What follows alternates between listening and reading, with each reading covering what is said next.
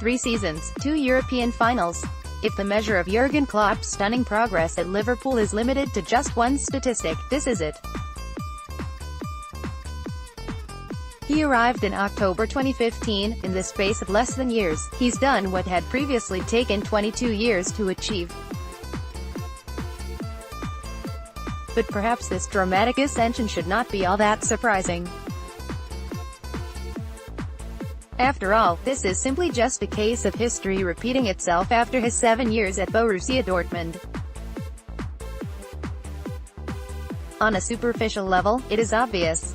Much like in 2013, Klopp has steered his side into a Champions League final against a fellow European heavyweight. Yet looking deeper, the true currency of Klopp on the continent is revealed. And it's all to do with UEFA's club coefficients.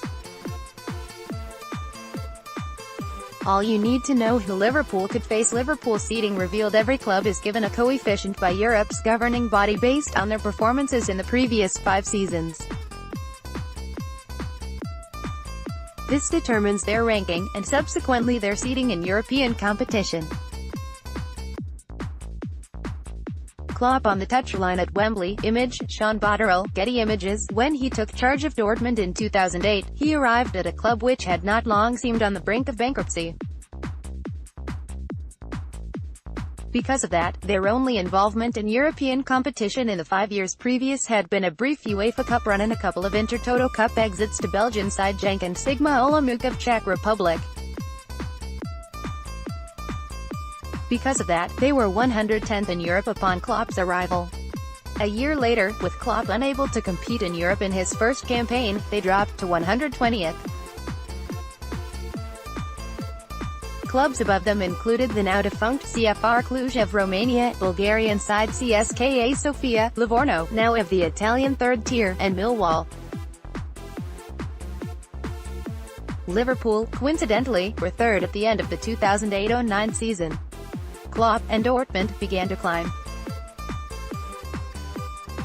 Jurgen Klopp suffers defeat in Basel. Image, Dennis Gronkowski, Getty Images. In his 7 years, he would guide the German club into the Champions League, reaching the final at Wembley in 2013, as well as the quarter-finals the following season, before bowing out to Juventus in his final campaign. His work had been done, however. They had gone from an early UEFA Cup exit to Sochaux to battling with Bayern Munich on the grandest stage.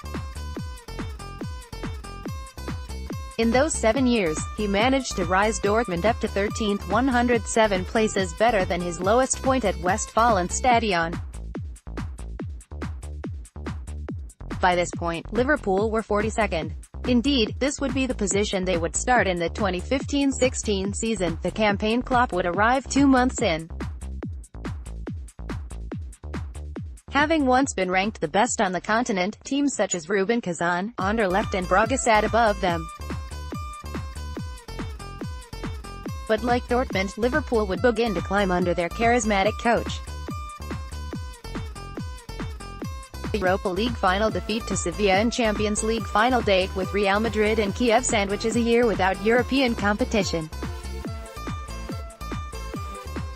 Despite that, Liverpool have risen 20 places into 22nd, and, with another year of Champions League to follow, that position is only likely to get even better next season. There is plenty of evidence surrounding the fantastic job Klopp has done at Anfield so far. But not more stark, and as obvious, as how they have become a power on the European stage once more.